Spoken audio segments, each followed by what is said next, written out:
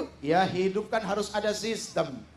Sistem itu kan yang akan menyelamatkan manusia. Kadang-kadang orang suka nggak mau diatur sama hukum. Padahal yang namanya hukum tujuannya untuk menyelamatkan manusia. Dasar manusia punya sifat memberontak dalam jiwanya. Makanya banyak manusia nggak mau diatur. Kenapa ada agama? Kenapa ada hukum agama? Kenapa ada Quran? Kenapa ada hadis? Kenapa ada lampu yang warnanya merah, yang warnanya kuning, yang warnanya hijau? Tujuannya adalah untuk mengatur sistem kehidupan keselamatan manusia. Kita naik motor nih, ya. Dari jauh kelihatan hijau, nggak lama kuning. Kira-kira tambah kecepatan atau kurangi kecepatan? Ah? Tuh kan, jawabannya malah nambah kecepatan. Kalau kita mengikuti sistem aturan kan harusnya mengurangi kecepatan. Kan seperti itu aturannya. Tapi dasar manusia penasaran, Pak, ini kencangnya sekencang apa? Malah makin dikencengin, buang, hasilnya betul. Begitu ujungnya merah, set. Yang di sana ternyata nggak sabar juga. Dari merah mau ke hijau lewat ke kuning. Begitu kuning, langsung sikat, segar. Hasilnya apa? Tabrakan tuh. Itulah kalau hidup tidak mengikuti aturan. Jadi adanya hukum Allah itu adalah untuk menyelamatkan manusia. Gak ada yang lain, makanya perlu berbaik sangka terhadap yang namanya hukum. Bicara hukum, bicara taat. Gitu kan ya? Hukum itu bukan untuk difahami, tapi hukum itu untuk ditaati. Kok begitu, Uje? Oh iya, tuh lihat banyak orang yang paham hukum justru sekarang terjerat hukum. Gak ada sejarahnya orang taat hukum terjerat hukum, gak ada. Hanya orang-orang yang paham hukum yang terjerat hukum. Kenapa? Yaitu tadi, hanya sekedar faham bukan taat. Hanya sekedar sami'na tapi tidak wa'ata'na. Ya, cuma sekedar dengar, tahu, tapi tidak wa'ata'na, tidak memunculkan ketaatan. Akhirnya yang terjadi seperti itu. Padahal prinsipnya adalah apa? Sami'na wa'ata'na, mendengar dan taat.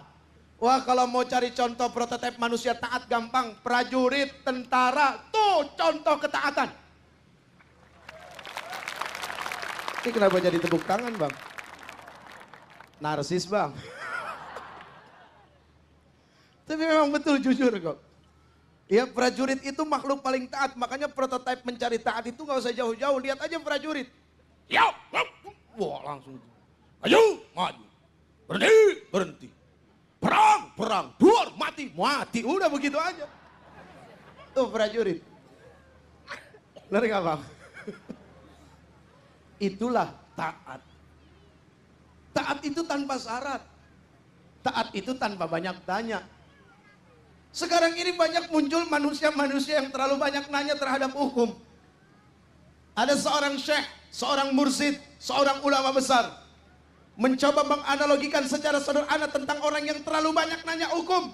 Ibarat apa? Ibarat orang yang ketemu jalan buntu masih nanya. Bang, kira-kira masih ada jalan lagi nggak, Bang, ya? Udah tahu buntu, mentok ketemu tembok tinggi. Masih ditanya, Bang, masih bisa jalan gak ya, Bang? Kira-kira orang bego, orang pinter yang begitu? Gak usah dijawab, udah kejawab sama orangnya. Iya kan? Allah sudah bilang, jangan Jeffrey, haram Jeffrey. Tetap aja si Jeffrey ngelakuin. Siapa? Kurang ajar loh. Si Jeffrey. Tuh ya, Bang, ya. Orang kalau kebiasaan kemana-mana dipanggil dengan gelar, nempel tuh pangkat ustadznya. Sekali waktu ada orang manggil nggak pakai ustadz, kadang-kadang suka nyeri di sini, Bang.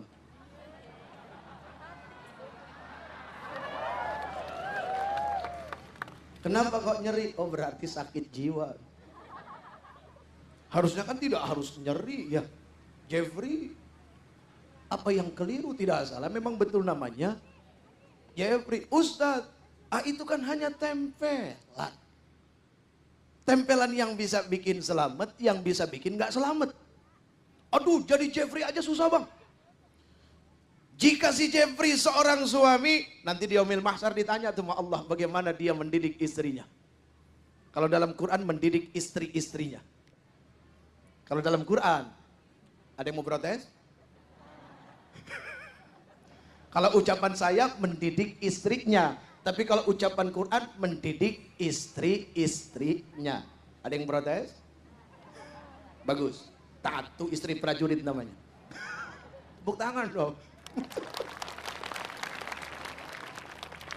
Astaghfirullah Rabbal baraya.